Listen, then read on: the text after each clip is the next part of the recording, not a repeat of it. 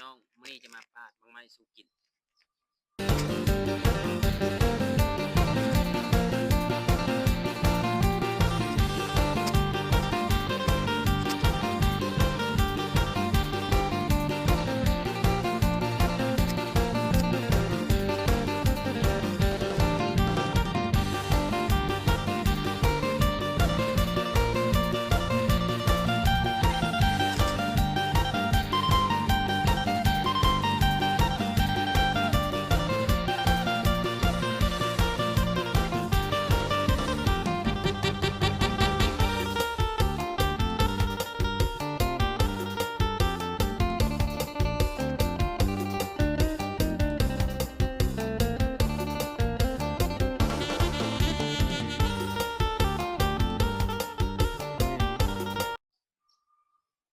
ว้า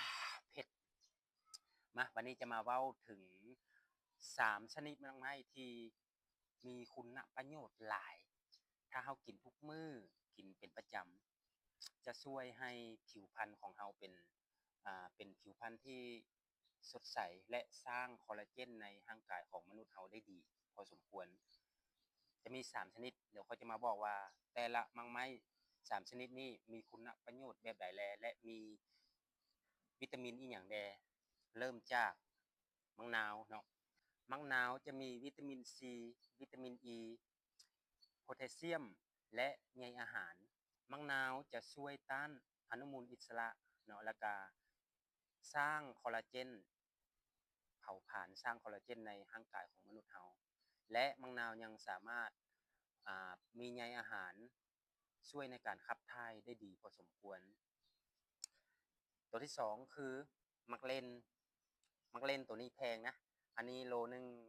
210,000อันนี้ได้มาครึ่งเดียวเฮาจะเอามาเล่นธรรมดาก็ได้มึงเล่นที่ว่ามีขายตามท้องตลาดได้ตัวนั้นก็มีโพแทสเซียมแล้วก็มีวิตามินคือกันแต่ตัวนี้จะเป็นมังเล่นที่ว่ามีคุณภาพสูงมังเล่นที่ราคาแพงตัวนี้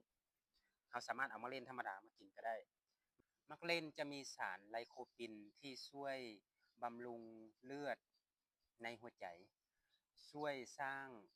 เม็ดเลือดขาวแล้วก็มีวิตามินซีช่วยสร้างคอลลาเจนและมักเล่นยังสามารถป้องกัน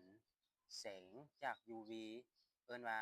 ป้องกันแสงแดดป้องกันการผิวหมองคล้ำเนาะมักเล่นจะสร้างคอลลาเจนและป้องกันผิวเฮ็ดให้ผิวสดใสและมักเล่นก็ยังมีหลากหลายที่สรรพคุณอันนี้เว้าเฉพาะ